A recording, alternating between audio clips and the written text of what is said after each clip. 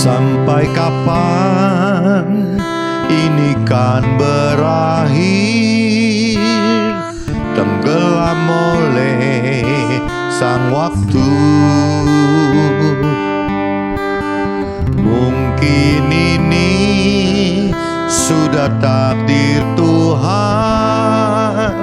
Sabarlah dan berdoa. Dunia sedang bersedih, semua manusia berduka. Virus yang terus menjalar, yang tak pernah berakhir.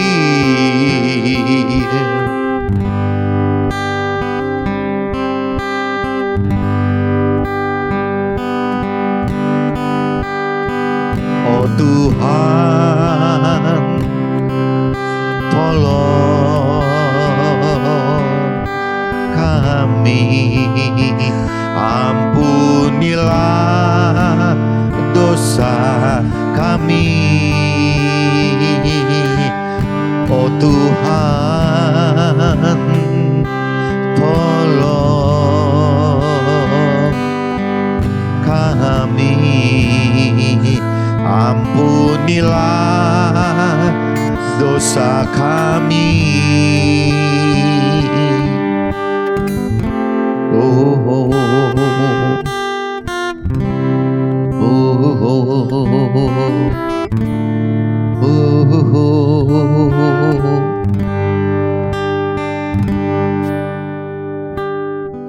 Sampai kapan ini kan berakhir, tenggelam oleh sang waktu. Mungkin ini sudah takdir Tuhan. Sabarlah dan berdoa.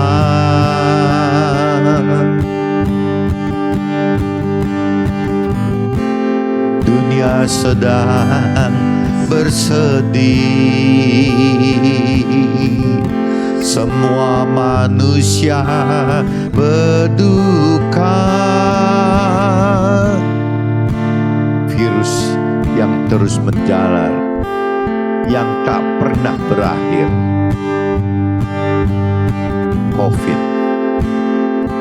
COVID-19.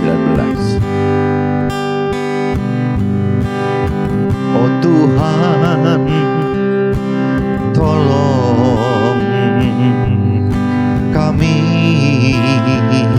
ampunilah dosa kami. Oh Tuhan, tolong kami Tuhan, ampunilah dosa kami.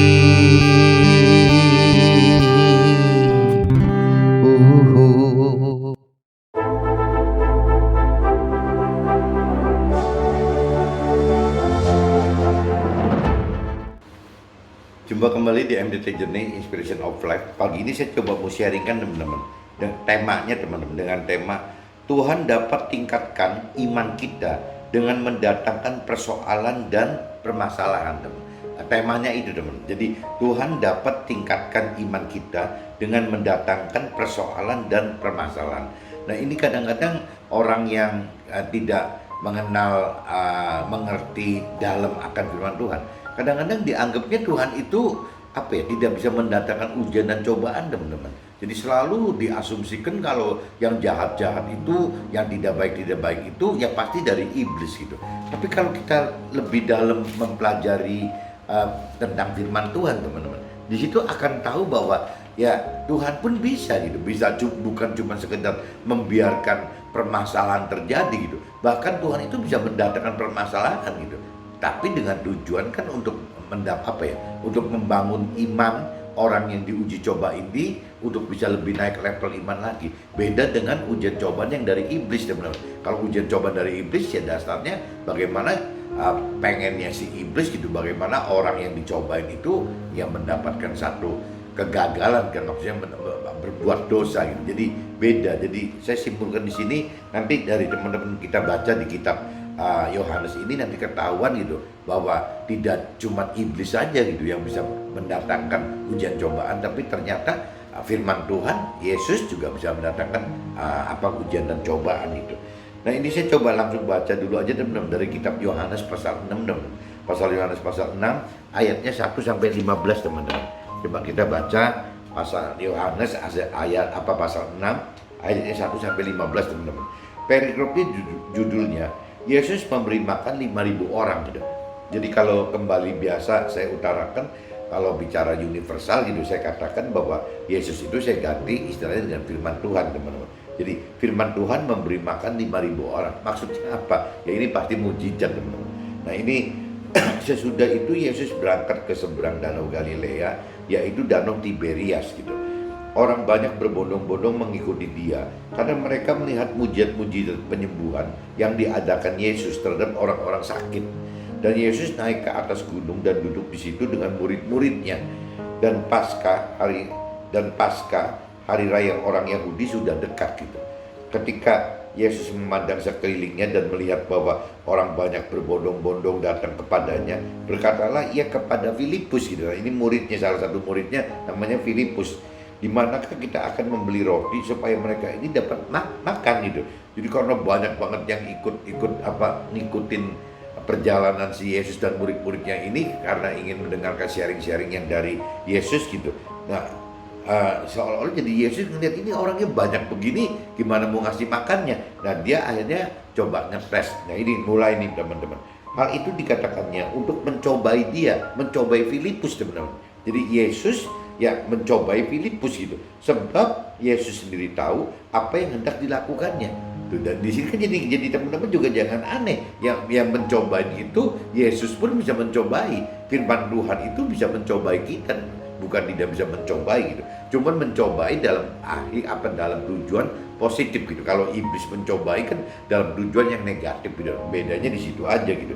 Jadi di sini sekali lagi teman-teman, sengaja si Yesus ini jadi awalnya itu ketika Yesus memandang sekelilingnya dan melihat bahwa orang banyak berbondong-bondong datang kepadanya, kepada Yesus gitu.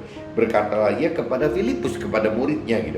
Di manakah kita akan membeli roti supaya mereka ini dapat makan gitu. Itu Yesus tanya ke Filipus untuk ujian gitu, untuk menguji si Filipus dan mencoba Filipus gitu. Hal itu dikatakannya untuk mencobai dia. Jadi Yesus sudah tahu gitu bagaimana caranya memberi makan orang yang banyak itu gitu. Tapi hal itu dikatakan Yesus untuk mencobai Filipus gitu. Sebab Yesus sendiri tahu apa yang hendak dilakukannya. Jadi dia udah tahu gitu. Nah ini satu bukti ya teman-teman. Ini satu bukti teman-teman kasih notes aja bahwa jadi kalau dikatakan Yesus tidak bisa mencobai, firman Tuhan tidak bisa mencobai, Tuhan Allah tidak mencobai, itu salah teman. Bisa mencobai gitu, tapi dengan target ujungnya itu positif gitu. Kalau iblis mencobai manusia tujuan untuk menggagalkan hidup manusia gitu. Jawab Filipus kepada Yesus, roti seharga 200 dinar tidak akan cukup untuk mereka ini, sekalipun masing-masing mendapat sepotong kecil saja. Jadi kalau melihat dari kas yang dibawanya gak bakal cukup gitu. Seorang dari murid-muridnya yaitu Andreas, saudara Simon Petrus, berkata kepada Yesus itu.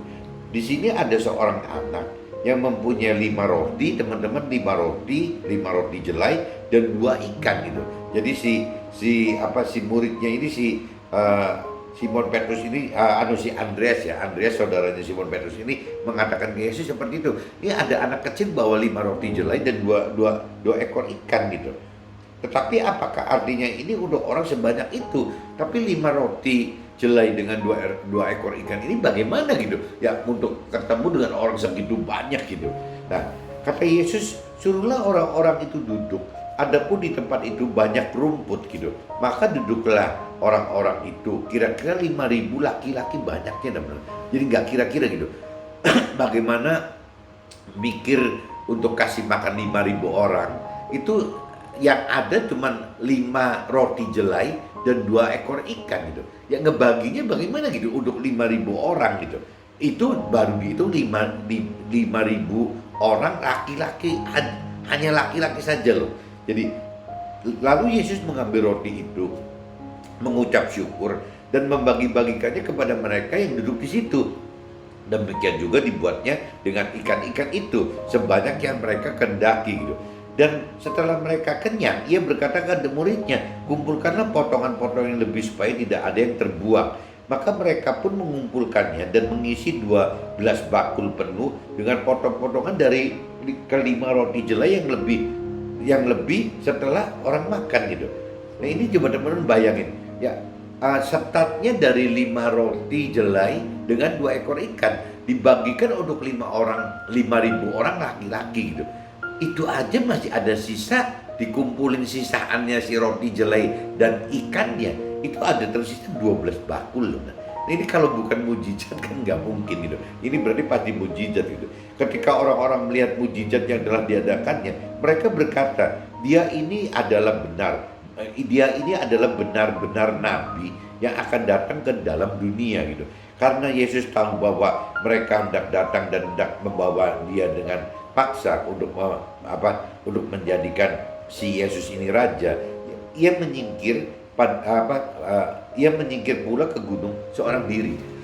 Jadi waktu itu kan semua murid-murid, termasuk murid-muridnya dan semua orang yang mendengarkan Yesus itu mengharapkan Yesus itu jadi raja, teman-teman. Jadi mereka tidak tahu bahwa Yesus diutus oleh Tuhan Allah datang ke dunia itu bukan untuk jadi raja gitu, tapi untuk bagaimana menjadi penyelamat gitu ya manusia, untuk bisa manusia itu masuk dapatkan keselamatan akhirat di dalam surga. Tujuannya Tuhan Allah mengutus Yesus kan untuk itu, teman-teman. Tapi dari persepsi murid-muridan dan orang-orang di dunia gitu, dia mengharapkan ya bisa nggak Yesus ini menjadi gantinya raja yang sekarang gitu loh. Pengennya seperti itu gitu. Nah kalau nggak salah satu rajanya Herodes itu gitu. Herodes itu adalah salah satu raja yang katanya orang Moab gitu, yang ditunjuk oleh si Firaun Mesir menjadi raja. Nah Yesus ini diharapkan penggantinya itu, teman-teman. Tapi kan murid-muridnya dan orang-orang yang pengikut Yesus itu nggak tahu bahwa Yesus itu ya menjadi perantara Tuhan Allah ya untuk mendatangkan keselamatan kepada manusia gitu. Sebanyak mungkin manusia diselamatkan, mendapatkan keselamatan akhirat di dalam surga. Jadi beda tujuan, teman-teman. Nah ini kalau di kitab yang lain, di ayat yang lain, teman, itu 5 roti jelai dengan 2 ekor ikan itu gitu untuk lauknya gitu dibagi-bagikan itu untuk 5.000 orang. Kalau di firman yang lain dinyatakan 5.000 orang itu belum termasuk yang perempuan dan anak-anak loh, teman-teman.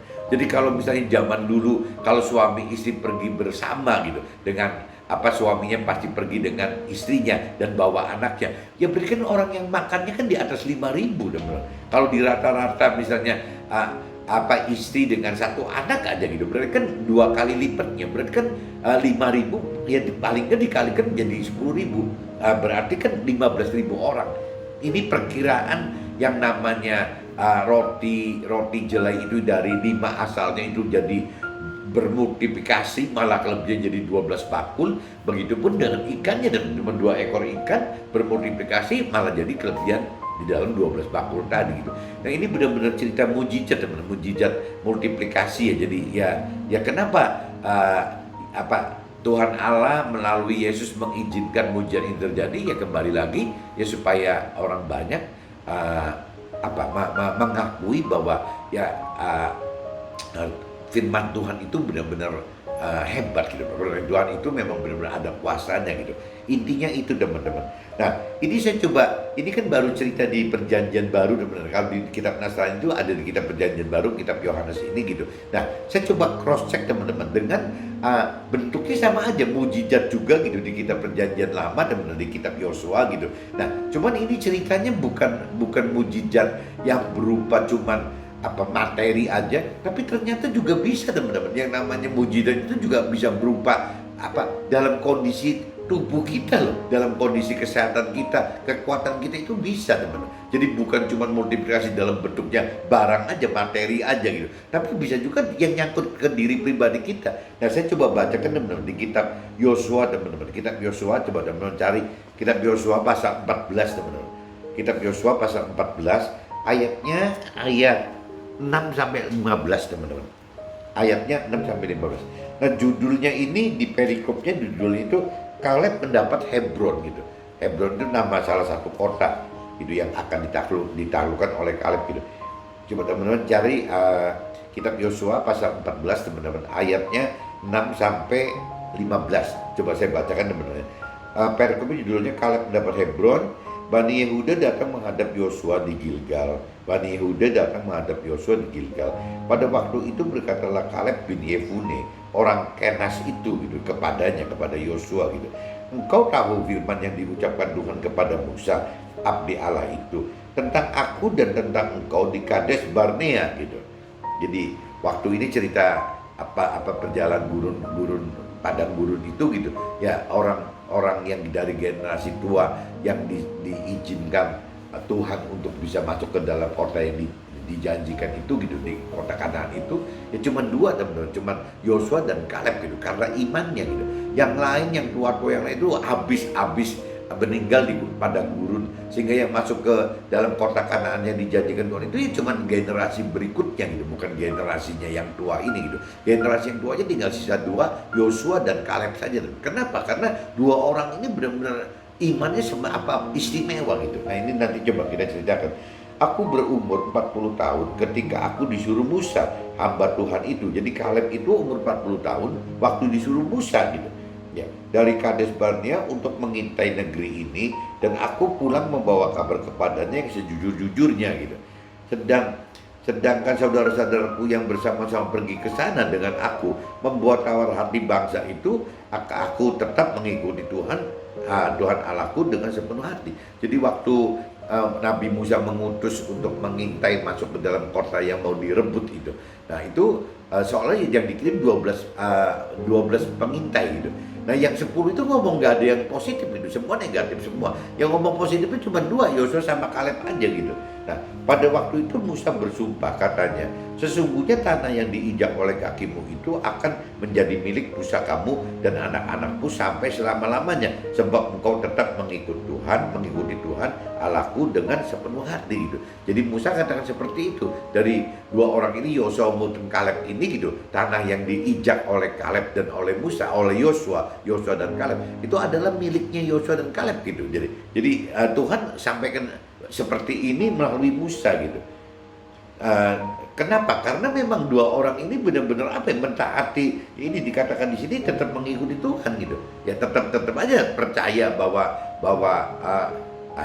salah satunya Hebron itu bisa ditolakkan. Tapi kalau cerita dari 10 murid yang lain dianggapnya nggak mungkin ngerebut itu, isinya raksasa semua, jadi manusia-manusia yang besar sekali gitu. Cerita seperti Goliat, Goliat lawan si Daud gitu loh, Daud lawan Goliat. Jadi memang zaman itu masih banyak orang-orang yang besar gitu ya tinggi besar itu ya disebutnya raksasa gitu, manusia raksasa gitu. Jadi sekarang sesungguhnya Tuhan telah memelihara.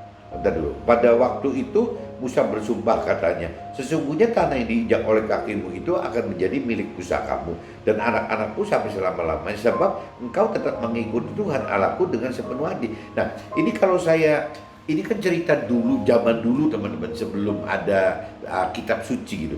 Jadi kalau saya konversikan ke zaman sekarang, zamannya kita yang sudah ada kitab suci, janji-janji kalau zamannya Musa itu gitu, janji Tuhan itu kan berupa ucapan melalui Nabi Musa gitu. Ya salah satunya itu untuk Kaleb dan Yosua gitu. Yang diucapkan bahwa tanah yang diinjak Kaleb dan Yosua itu adalah miliknya Yosua dan Kaleb gitu.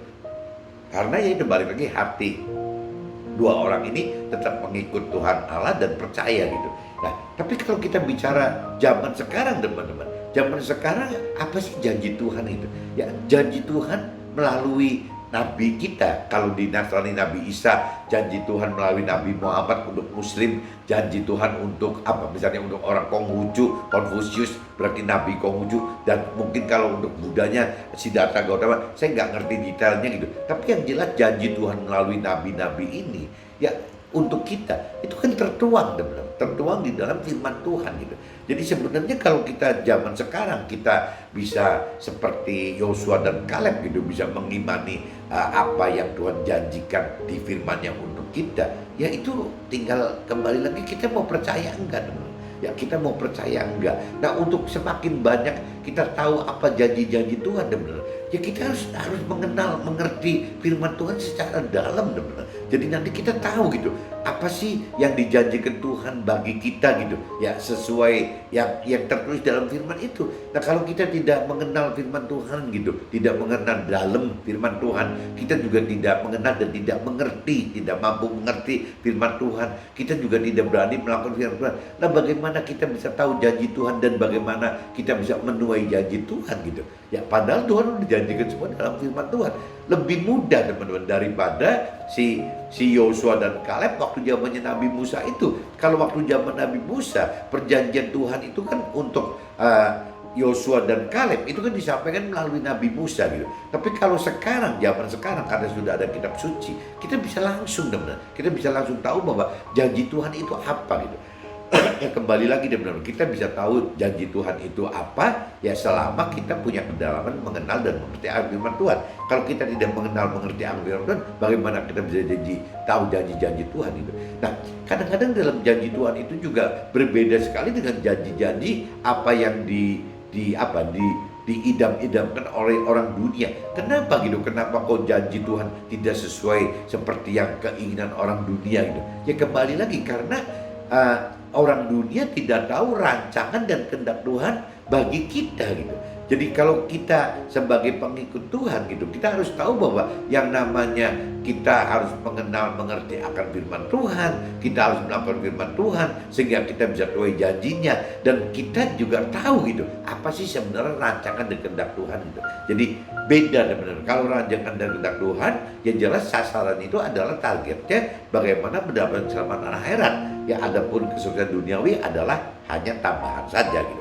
Tapi kalau bicara apa sih target utamanya orang dunia gitu, atau orang yang berkeyakinan, maksudnya berkeyakinan orang percaya Tuhan tapi tidak mengenal Tuhan dengan cara benar gitu, karena tidak melalui firman-firmannya gitu. Jadi hanya percaya dan mengenal Tuhan dari sisi pikiran, perasaan, kehendak sendiri, dari jiwa sendiri aja. Nah ini yang kurang benar, teman. Nah orang-orang dunia dan orang yang punya keyakinan ini, dia akan berpikir bahwa target utama orang hidup itu adalah kesuksesan duniawi, teman. Ya bagaimana mencapai kesuksesan duniawi, atau juga ada tambahannya kesuksesan duniawi dan kebahagiaan keluarga gitu. Jadi sasaran orang dunia itu umumnya gitu aja, teman. Ya sasaran orang dunia yang tidak atau belum kenal Tuhan atau orang punya keyakinan, ya sasarannya seperti itu. Jadi beda sekali dengan sasaran yang Tuhan inginkan gitu. Kalau yang Tuhan rancang kehendak itu adalah bagaimana mendapatkan keselamatan akhirat. Bahkan harus mencari gitu, teman. Ada istilah harus mencari, bagaimana mencari keselamatan akhirat gitu. Ya masalah yang kesuksesan duniawi ya cuma tambahannya aja. Rasanya nggak perlu dicari gitu. Tuhan tahu kok. Kau tahu bahwa kita perlu hal-hal duniawi itu Tuhan tahu jelas gitu.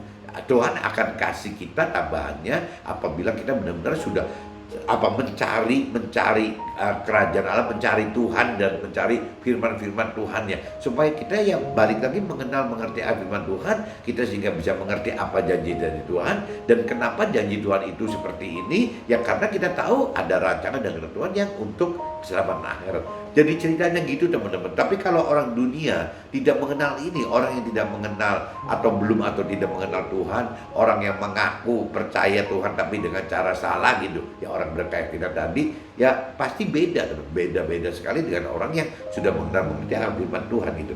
Nah ini ceritanya ayat 9 ceritanya begitu. Nah sekarang coba masuk ayat 10-nya. Jadi sekarang sesungguhnya Tuhan telah memelihara hidupku, si Kaleb cerita begitu, seperti yang dijanjikannya gitu. Kini sudah 45 tahun lamanya sejak diucapkan Tuhan firman itu kepada Musa gitu.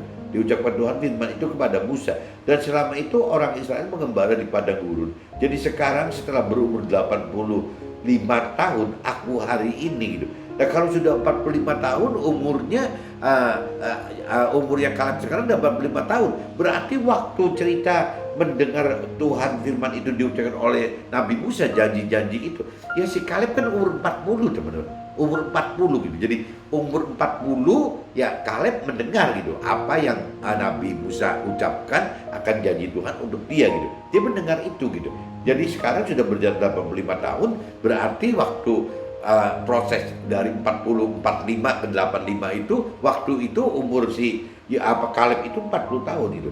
Pada waktu itu aku masih sama kuat seperti pada waktu aku disuruh Musa gitu. Seperti kekuatanku pada waktu itu, demikian kekuatanku sekarang untuk berperan dan untuk keluar masuk gitu. Nah ini teman-teman coba simak ini gitu yang tadi saya bilang. Ini juga satu mujizat teman-teman, mujizat.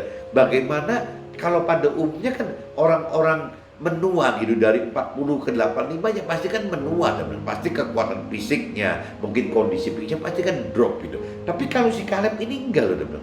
Kaleb ini mengalami hal yang aneh gitu, mengalami hal mujizat. Kenapa? Kembali karena imannya itu gitu. Karena iman Kaleb itu nggak kira-kira, akhirnya ya si Kaleb ini bisa tetap aja gitu ya, meskipun udah umur 85 tapi tetap aja kekuatannya fisiknya itu seperti umur 40. Nah ini firman Tuhan yang katakan loh, kita percaya nggak percaya nggak ngerti apa benar ada orang umur 85 seperti 40 gitu. Nah ini yang kembali adanya di iman kita teman. Tapi kalau bicara di firman ada dikatakan begitu bahwa Kaleb itu umur 85 tapi secara fisikly kekuatan dan fisiknya itu seperti umur 40 gitu. Ya tinggal iman kita teman-teman. Kalau kita bisa percaya ya dan amin, firman Tuhan seperti itu gitu. Tinggal tergantung kitanya lagi gitu. Nah, oleh sebab itu berikanlah kepadaku pegunungan yang dijanjikan Tuhan pada waktu itu, sebab engkau sendiri mendengar pada waktu itu bahwa di sana ada orang enak dengan kota-kota yang besar dan berkubu gitu. Nah orang enak itu banyak orang raksasanya nih teman-teman. Mungkin Tuhan menyertai aku sehingga aku menghalau mereka seperti yang difirmankan Tuhan gitu. Lalu Yosua memberkati Kaleb bin Yefune dan diberikannya Hebron kepadanya menjadi milik pusakanya gitu. Itulah sebabnya Hebron menjadi milik pusaka Kaleb bin Yefune orang Kenas itu sampai sekarang ini, karena ia tetap mengikuti Tuhan Allah Israel dengan sepenuh hati gitu. Namun Hebron dahulu ialah Kiryat Arba. Arba ialah orang yang paling besar di antara orang enak, dan amanlah negeri itu berhenti berperang. Nah ini jadi kalau saya tadi cerita di kitab Yohanes pasal 6 ayat 1 sampai 15, itu kan cerita bagaimana terjadi multiplikasi gitu materinya gitu, dari mulai 5 roti jelai menjadi untuk 5.000 orang, bahkan kalau dikalikan dengan ada istri dan anak-anaknya, anggap satu orang laki-laki itu rata-rata istri satu dan anak satu, berarti ini kan sudah 5.000 plus 10.000 teman, berarti 15.000 gitu. Nah cuman yang dicatat di kitab suci cuma 5.000 gitu. Jadi 5 roti jelai untuk 5.000 orang, 2 lauk ikan untuk 5.000 orang. Ya itu kan mujizat multiplikasi dalam bentuk materi teman. Tapi kalau kita bicara yang di kitab Yosua pasal 14 ayat 6-15, ini ceritakan cerita mujizat yang terkait dengan badannya, jadi pribadinya Kaleb gitu ya, bahwa pribadi Kaleb itu bisa mengalami seperti itu teman. Jadi gampangnya gitu, umur 85 tahun itu dengan fisik dan kekuatan seperti 40 tahun gitu. Ini kalau bukan mujizat nggak mungkin teman. Bahkan teman-temannya si Yosua dan Kaleb sudah meninggal semua, banyak yang meninggal gitu ya. Cuman si Yosua Kaleb ini yang tidak meninggal, dan Kaleb itu istimewa sekali karena dia punya iman yang kuat sekali dengan Tuhan.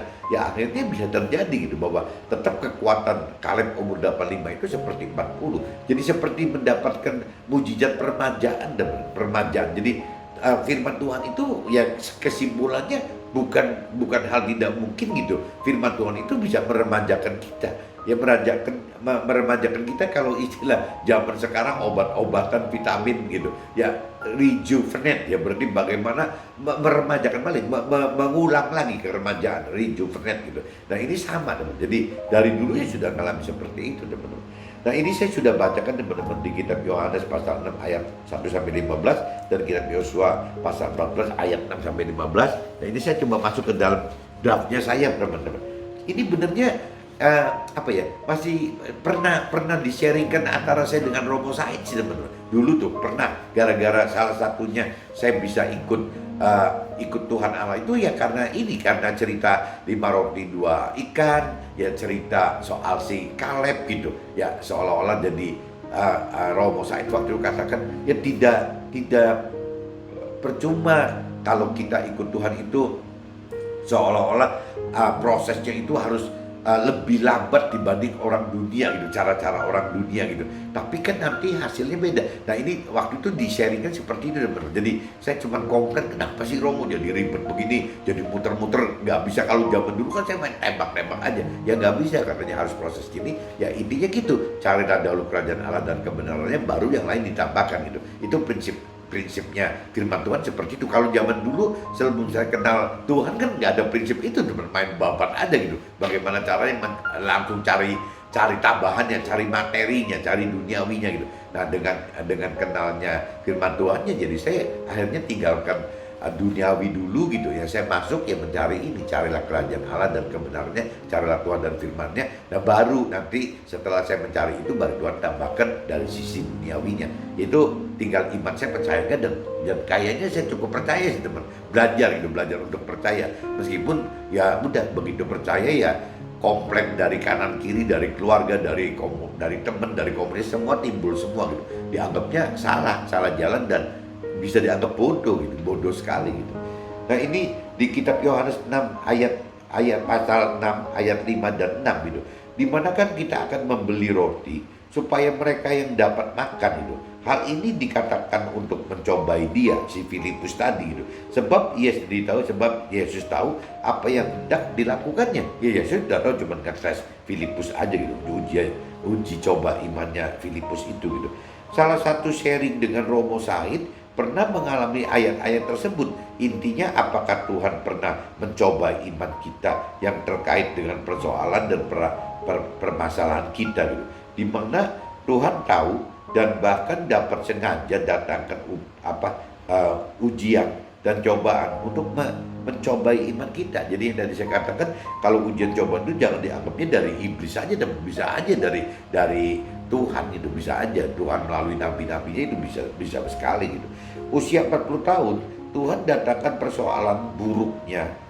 Jadi apa persoalan di saya gitu ya, buruknya relasi keluarga besar gitu. Jadi karena saya hidup di dalam keluarga besar, jadi nggak tahu pokoknya waktu itu timbul persoalan buruk gitu di keluarga besar, dan datangkan permasalahan krisis ekonomi benar. Krismon di Indonesia itu kan terkenal banget, krisis ekonomi itu. Krismon itu tahun 1998, dan saya kena masalah itu teman-teman. Tapi gara-gara itu jadi saya kenal Tuhan gitu, membuat perusahaan tidak dapat bertahan secara perputaran keuangannya karena krisis moneter tadi gitu. Dimana untuk mengharapkan bantuan pihak keluarga karena ada persoalan menjadi tertutup karena ada persoalan itu gitu. Nah ini kalau saya tangkap sekarang, ini cara Tuhan gitu mencobai dengan datang permasalahan, tetapi sekaligus membuat mujizat dengan program pemutihan hutang oleh pemerintah melalui program BPPN, Badan Penyihatan Perbankan Nasional. Mungkin kalau orang yang seusia saya gitu ya pernah ngalami ini, teman tahu gitu, yang saya sebut BPPN itu, Badan Penyihatan Perbankan Nasional itu, tahu itu program pemerintah untuk menyelamatkan perusahaan-perusahaan yang dianggap benar gitu, dianggap benar dalam kondisi running benar gitu. Nah ini akhirnya dibantu oleh pemerintah, teman. Cara membantu itu nggak tanggung-tanggung loh, diputihkan aja gitu. Jadi utang kita yang perputarannya nggak keluar itu hilang begitu saja gitu. Nah saya dapatkan itu, saya anggap karena saya udah mengenal dari nubuatan ini, jadi saya anggap bahwa yang buat saya BPPN itu program pemerintah BPPN itu adalah yang mujizat yang dari Tuhan. Kalau untuk saya pribadi, karena prosesnya memang proses rohani, teman. Meskipun banyak dari keluarga saya dan tim saya di kantor juga ya masih sanksi, bukannya itu bukan mujizat kali, itu program pemerintah kok, bukan mujizat ya, karena mereka tidak mengerti gitu. Jadi Tuhan itu ya kalau bicara membuat mujizat itu pada akhirnya ya dalam nyata kan, sama aja misalnya tadi mujizat 5 ekor ikan, roti, 5 roti dengan 2 ekor ikan gitu. Ya itu kan bukan roti-rotian gitu, bukan ikan-ikanan. Ya memang dalam bentuk fisiknya bener gitu, itu roti dan ikan gitu. Nah cuma terjadinya kan secara mujizat gitu. Dari 5 menjadi untuk 5.000, dari 2 untuk 5.000 gitu. Nah itu kan mujizatnya gitu. Bukan nanti ikannya cuma dalam halusinasi aja, rotinya cuma halusinasi, kan bukan nyata. Nah ini sama, BPPN itu nyata gitu. Buat saya secara rohani itu nyata ya dari Tuhan gitu. Tapi keluarga saya sebagian dan tim saya nggak percaya itu, ya itu terserah. Kejadian ini timbulkan pembuktian bahwa Tuhan ada dalam kehidupan, dan kejadian ini adalah awal proses iman gitu.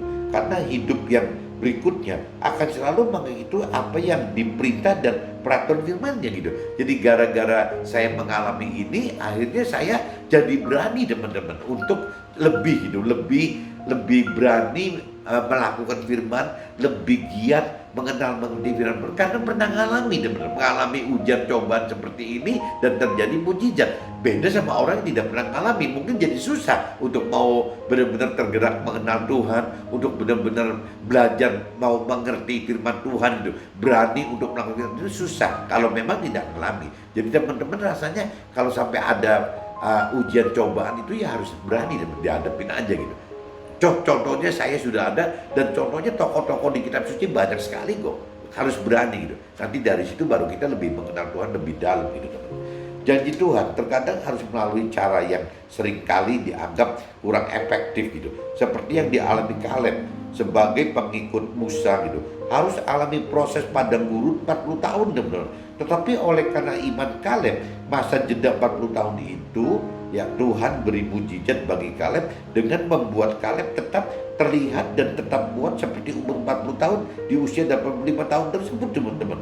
Jadi yang tadi saya katakan ini seperti proses permajaan teman-teman ya.